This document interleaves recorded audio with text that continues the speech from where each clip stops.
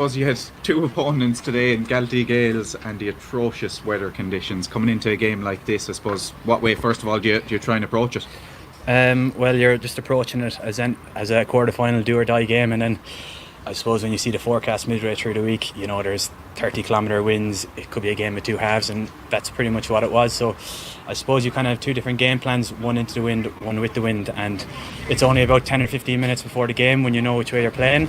Do you start making adjustments of maybe kick-out strategies or kicking zones and stuff like that? So it was always going to be a dogfight in this, and the wind can help you or it can be your worst enemy at times, but you're not going to play in much worse conditions than we had today. So just to get it over the line now is a big win. It was your 2 points from freeze in the first half that had you just barely in front, obviously, at half time. What was the message?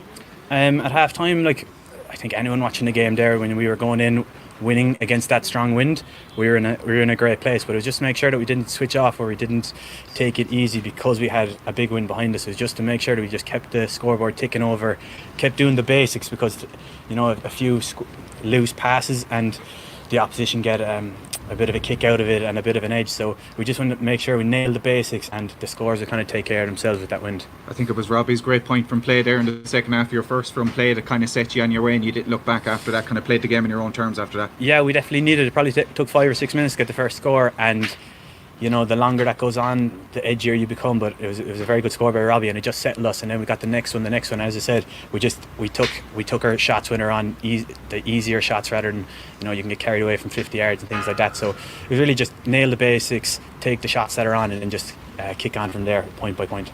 I suppose coming into the semi-final now, familiar foes, Newcastle West, obviously familiar with them, with the Father Casey Cup on display on the day. The last couple of years you won't want to remember, but a semi-final now against them, it's going to be tough. Yeah, look, it's 3 weeks away now, and I think both teams now will be really hungry for that game. There's a great rivalry, and to be fair to them, they've edged us in the last 3 years, and that gives us the bit between to go back and train hard every winter and every January and February. We're looking forward to hopefully get the opportunity to play them again, and there's going to be nothing really between it. They're the team to beat, and the 3 week run, and now both teams are going to be really gearing it up, and it's going to be a semi-final that we all really look forward to.